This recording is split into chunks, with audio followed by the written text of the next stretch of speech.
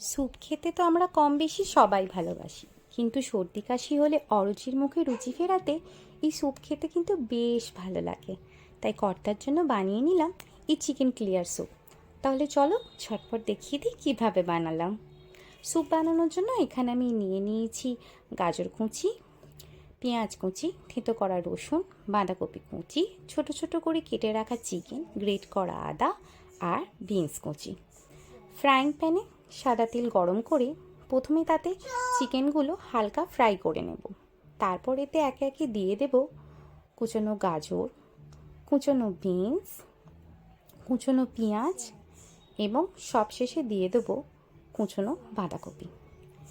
এই মুহূর্তে আমি রসুন আর আদাটা অ্যাড করব না, কারণ এগুলো বেশি ফ্রাই করলে স্যুপের ফ্লেভারটা ঠিক ভালো লাগে না। আদা আর রসুনের ফ্লেভারটাই স্যুপে খেতে বেশ ভালো লাগে। তারপর এতে দিয়ে দেব পরিমাণ মতো নুন। ভালোভাবে ফ্রাই করে নেব যাতে সবজির কাঁচা গন্ধটা চলে যায়।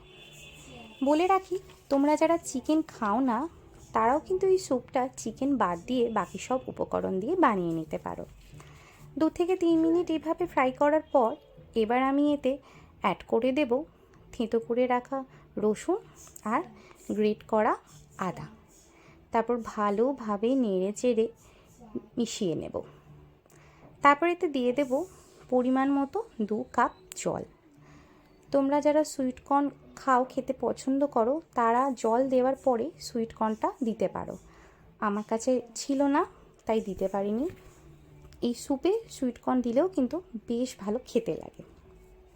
এবার আমি এতে পরিমাণ মতো নুন দিয়ে ঢাকনা দিয়ে দেব কিছুক্ষণ ভালোভাবে ফোটার জন্য।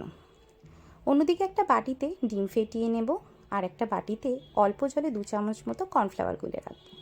7 থেকে 8 মিনিট পর ঢাকনা খুলে দেখি স্যুপটা খুব ভালোভাবে ফুটে উঠেছে আর সবজিগুলোও সেদ্ধ হয়ে গেছে। এবার এতে অ্যাড করব সামান্য গোলমরিচ গুঁড়ো, তারপর দিয়ে দেব কর্নফ্লাওয়ার মেশানো জল। এটা দেওয়ার পরই দেখবে স্যুপটা কিন্তু বেশ গাঢ় হয়ে গেছে।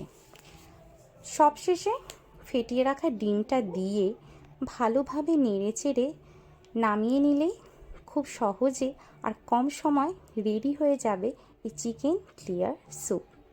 দেখো, মানছি রেসিপিটা হয়তো অতটা আহামরি কিছুই নয়, কিন্তু বিশ্বাস করো, শরীর খারাপ থাকলে না, যখন কিছুই খেতে ভালো লাগে না, তখন এই স্যুপ দেখে একটু টেস্ট করতে ইচ্ছে করবেই করবে।